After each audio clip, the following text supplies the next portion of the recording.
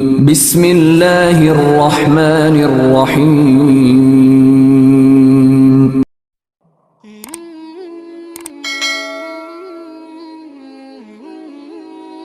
السلام علیکم، welcome to my channel نبی کا امتی۔ کیسے ہیں آپ سب؟ امید ہے کہ آپ سب خیر و عافیت سے ہوں گے اور آپ کی دعاؤں سے الحمدللہ میں بالکل ٹھیک ہوں۔ ویڈیو کا آغاز کرنے سے پہلے ایک دفعہ درود پاک پڑھ لیں۔ یہ دنیا کا نظام ہے کہ ہر چیز خراب ہوتی ہے، زنگ آلود ہوتی ہے۔ جس طرح لوہے کو زنگ لگتا ہے تو وہ کمزور ہو جاتا ہے اور کام کرنا چھوڑ دیتا ہے، اسی طرح جب ہم کپڑے پہنتے ہیں 1 سے 2-4 دن اس کو پہنتے ہیں تو وہ میلے ہو جاتے ہیں، انہیں دھونا پڑتا ہے صابن سے، سرف سے۔ جب ہم اسے دھوتے ہیں تو وہ نکھر جاتے ہیں، شفاف ہو جاتے ہیں۔ اسی طرح انسان کا دل جو ہے وہ بھی میلا ہو جاتا ہے، اسے بھی صاف کرنے کی ضرورت پڑتی ہے۔ اور وہ میلا کس طرح سے ہوتا ہے؟ ہماری اپنی غلطیوں اور کوتاہیوں سے۔ ورنہ دل تو اتنا محفوظ ہے کہ اس پر باہر کی کوئی چیز اثر انداز ہو ہی نہیں سکتی، نہ اسے کبھی زنگ لگتا ہے۔ لیکن ہم اپنی کوتاہیوں اور اپنی غلطیوں سے اپنے دل کو مردہ کر دیتے ہیں، اور وہ تب ہوتا ہے جب ہم اس میں اللہ کی یاد ہی نہیں رکھتے، جب ہم اللہ سے اتنا دور ہو جاتے ہیں کہ جب اذان ہوتی ہے تو اس کی آواز سے بھی ہمیں کوئی فرق نہیں پڑتا، جب کوئی تلاوت ہوتی ہے تب بھی ہمیں کوئی فرق نہیں پڑتا، جب کہیں پر بھی اللہ رب العزت کا ذکر ہو رہا ہوتا ہے تب بھی ہمیں کوئی فرق نہیں پڑتا۔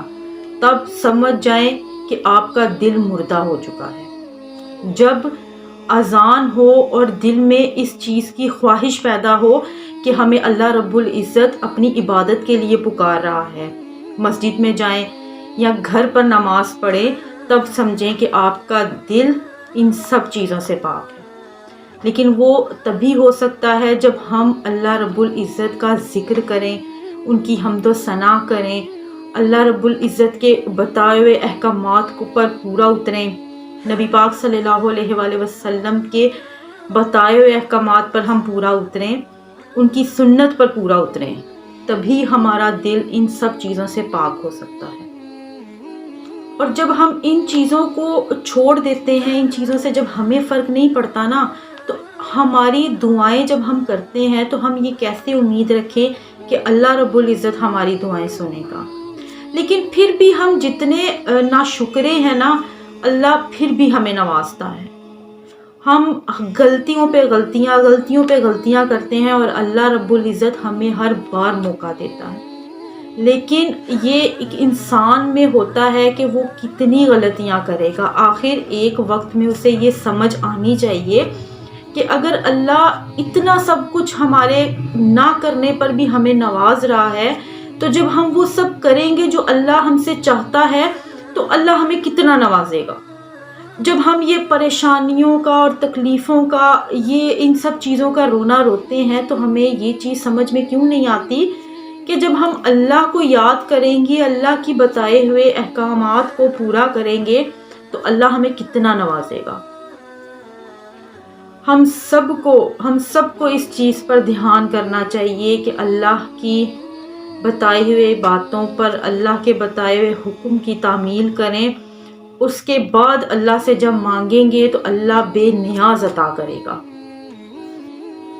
اللہ رب العزت کو ناراض کرنے والے انسان کا کبھی بھی بھلا نہیں ہوا، لیکن پھر بھی اللہ کی شان ایسی ہے کہ جب اللہ رب العزت کسی سے ناراض ہوتا ہے تو اس سے کھانا نہیں چھینتا، اس سے دنیا کی آسائشیں نہیں چھینتا، وہ اگر چھینتا ہے تو صرف سجدے کی توفیق چھینتا ہے۔ اگر کوئی انسان ان سب چیزوں سے غافل ہو جاتا ہے نا، تو سمجھے کہ یہ اللہ کی طرف سے ہے، اللہ رب العزت اس بندے سے ناراض ہے، اس سے ناراض ہے، اور اس لیے اس رب نے اس انسان سے سجدے کی توفیق چھین لی، اس سے نماز کی توفیق چھین لی، اس سے قرآن پاک پڑھنے کی توفیق چھین لی۔ تو اس میں نقصان کس کا ہے؟ اس بندے کا ہے جس سے اللہ نے یہ سب چھین لیا۔ اور اللہ کی ناراضگی کے بعد کوئی انسان خوشحال نہیں رہ سکتا، اس لیے اللہ کو ہر حال میں راضی رکھیں۔ اگر آپ یہ چاہتے ہیں کہ اللہ رب العزت ہم سے ہمیشہ راضی رہے تو اللہ کے بتائے ہوئے احکامات کو پورا کریں، نماز قائم کریں، 5 وقت کی نماز ادا کریں۔ اگر آپ چاہتے ہیں کہ اللہ رب العزت ہم سب سے راضی ہو جائے اور ہمارے دلوں میں یہ جو ایک مہر لگ جاتی ہے گناہوں کی، یا ہمارا دل مردہ ہو جاتا ہے ان تمام سختیوں سے بچنے کے لیے، آپ یہ وظیفہ کریں۔ انشاءاللہ اللہ رب العزت ہم سب پر اپنا فضل و کرم کرے گا اور ہمارا دل اسلام کی طرف اور مائل ہوگا، نماز کی طرف، قرآن پاک کی طرف، اللہ رب العزت کے بتائے ہوئے تمام احکامات کو پورا کرنے کا شوق ہمارے دلوں میں پیدا ہوگا۔ آپ نے کرنا اس طرح سے ہے کہ روزانہ فجر کی نماز کے بعد آپ نے 40 مرتبہ یا حی یا قیوم برحمتک استغیث، یہ آپ نے 40 مرتبہ پڑھنا ہے روزانہ فجر کی نماز کے بعد۔ اول و آخر آپ 3 مرتبہ درود ابراہیم پڑھ لیں، اور اگر کوئی انسان فجر کے وقت بھول جاتا ہے یا کسی وجہ سے نہیں پڑھ پاتا تو وہ عشاء کی نماز کے بعد اسے پڑھ لے۔ لیکن فجر اور عشاء ان دونوں میں بھی اگر آپ روزانہ دونوں نمازوں میں بھی پڑھیں تب بھی بہت فائدہ ہوگا، لیکن ان دونوں میں سے کسی ایک وقت میں آپ نے یہ لازمی پڑھنا ہے، یا فجر کی نماز کے بعد یا عشاء کی نماز کے بعد، اور 40 مرتبہ آپ نے یہ پڑھنا ہے۔ اس کے بعد آپ نے اللہ رب العزت سے دعا کرنی ہے کہ یا اللہ ہمارے دلوں کی سختی دور فرما، ہمارے دلوں پر جو ایک مہر لگ گئی ہے گناہوں کی، جو زنگ آلود ہو گیا ہے، جو ہمارا دل مردہ ہو گیا ہے، یا اللہ ہمیں اس سختی سے بچا لے، ہمارے دل میں اس چیز کا شوق، اس چیز کی محبت پیدا کر دے کہ ہم 5 وقت کی نماز ادا کر سکیں، قرآن پاک کی تلاوت کر سکیں۔ آپ اس وظیفے کو اپنی زندگی کا معمول بنا لیں اور پھر دیکھیں اللہ آپ کو کتنا نوازتا ہے، آپ کے دل کو اسلام کی روشنی سے منور کر دے گا۔ میری اللہ پاک سے دعا ہے کہ اللہ رب العزت ہم سب کو یہ وظیفہ کرنے کی توفیق عطا فرمائے، ہمیں 5 وقت کی نماز پڑھنا نصیب ہو، قرآن پاک پڑھنے کی توفیق عطا فرمائے، صراط مستقیم پر چلائے، آمین یا رب العالمین۔ چلتے ہیں آج کی سبق آموز کہانی کی طرف، ایک باپ اور بیٹے کی درد بھری کہانی۔ میں بڑے غصے سے گھر سے نکل آیا، اتنا غصہ تھا کہ پتہ بھی نہیں چلا کہ پاپا کا جوتا پہن کر آیا ہوں، اور دل میں یہ سوچا کہ اب گھر میں واپس تبھی آؤں گا جب میں بڑا آدمی بن جاؤں گا۔ ساتھ میں پاپا کا پرس بھی لے آیا تاکہ اس میں دیکھوں کہ کتنے پیسے چھپائے ہیں جسے وہ ہاتھ نہیں لگانے دیتے، اور جب ایک موٹر سائیکل دلوا نہیں سکتے تو انجینئر بنانے کے خواب کیوں دیکھتے ہیں۔ یہی سب سوچتے سوچتے چلتا رہا۔ جیسے ہی ایک راستے پر پہنچا تو مجھے ایسے لگا جیسے میرے پاؤں میں کچھ چبھا ہے۔ جب جوتے کو دیکھا تو جوتے میں سے ایک کیل نکلا ہوا تھا، جس کی وجہ سے میرا پاؤں زخمی ہو گیا اور تھوڑا سا خون بھی نکل آیا۔ غصہ بہت تھا اس لیے درد محسوس نہیں ہوا، لیکن جب غور کیا تو دیکھا کہ پاپا کا جوتا ہے۔ تھوڑا آگے بڑھا تو پاؤں میں گیلا محسوس ہوا۔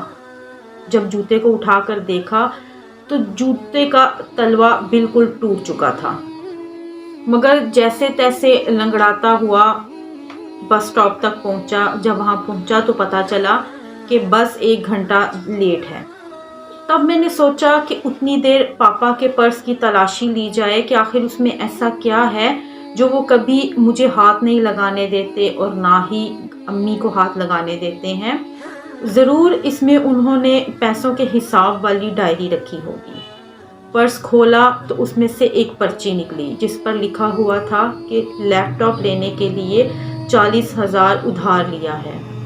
لیپ ٹاپ تو گھر میں صرف میرے پاس ہے، یعنی پاپا نے مجھے لیپ ٹاپ دلوانے کے لیے 40,000 قرض لیا ہے۔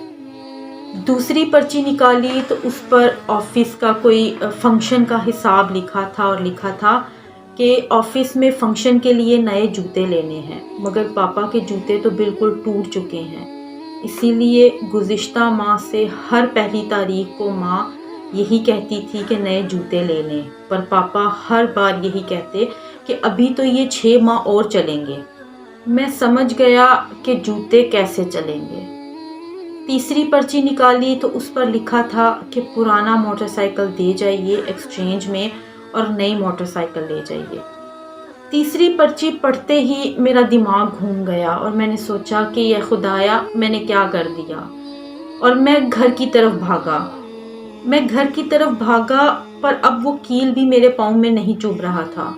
جب گھر پہنچا تو نہ گھر میں پاپا تھے اور نہ ہی موٹر سائیکل۔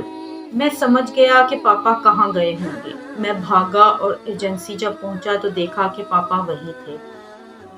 میں نے جا کر پاپا کو گلے لگایا اور آنسوؤں سے ان کا کندھا بھیگ گیا، اور میں نے پاپا سے کہا کہ مجھے موٹر سائیکل نہیں چاہیے، پاپا آپ نئے جوتے لے لیں۔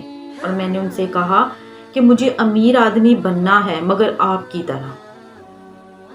ماں ایک ایسا بینک ہے جہاں پر آپ اپنے احساسات، اپنے دکھ جمع کروا سکتے ہیں، مگر باپ ایک ایسا کریڈٹ کارڈ ہے جو بیلنس نہ ہونے پر بھی ہمارے ہر خواہشات پوری کرنے کی کوشش کرتا ہے۔ اپنے والدین کی قدر کریں، کیونکہ ان کی قدر تب ہوتی ہے جب ان میں سے کوئی ایک چلا جاتا ہے۔ اگر آپ کے پاس یہ نعمت موجود ہے تو ان کی قدر کریں، ان کا احساس کریں، ان کی پریشانیوں میں ان کا ساتھ دیں، نہ کہ ان کی پریشانیوں کو مزید بڑھائیں۔ اس طرح کی چھوٹی چھوٹی چیزوں سے بچوں کو فرق نہیں پڑتا، لیکن والدین کے لیے یہ چھوٹی چھوٹی چیزیں بھی بہت بڑی اذیت کا باعث ہوتی ہیں۔ اس لیے اپنے والدین کو سمجھیں، اور جس طرح اس لڑکے نے اپنے باپ کے بارے میں اتنا کچھ سوچ لیا کہ پیسوں کو جمع کیا ہوگا، ہمیں نہیں دیتے، یا بہت کچھ اس کے ذہن میں آیا، لیکن اگر اس باپ کے پرس میں سے وہ پرچیاں نہ نکلتی تو وہ بچہ اپنے والدین سے کس قدر بدگمان ہو جاتا۔ انہی چیزوں کو ذہن میں رکھ کر اپنے والدین کی مشکلوں کو سمجھا کریں۔ والدین کبھی بھی اپنی اولاد کا برا نہیں چاہتے، وہ ہمیشہ چاہتے ہیں کہ اپنے بچوں کو اچھے سے اچھا پہنائیں، اچھے سے اچھا کھلائیں، لیکن اپنی چادر دیکھ کر۔ اگر آپ کے والدین کے پاس اتنے ریسورسز نہیں ہیں تو میں ان تمام بچوں سے یہ ریکویسٹ کرتی ہوں کہ اپنے پیرنٹس کو تنگ مت کیا کریں، اپنے پیرنٹس کو سمجھا کریں، ان کی پریشانیوں میں ان کا ساتھ دیا کریں۔ امید ہے کہ اس ویڈیو سے آپ لوگوں کو بہت کچھ سیکھنے کو ملے گا، اور آئندہ آپ اس بات کا بہت خیال رکھیں گے۔ اس کے ساتھ ہی مجھے اجازت دیجیے، انشاءاللہ ملتے ہیں ایک نئے ویڈیو کے ساتھ۔ تب تک میرے چینل کو سبسکرائب کر دیں، بیل آئیکن کو پریس کر دیں تاکہ میری آنے والی ہر ویڈیو آپ تک پہنچ سکے۔ اپنا بہت خیال رکھیے گا، دعاؤں میں مجھے یاد رکھیے گا۔ اللہ حافظ، فی امان اللہ۔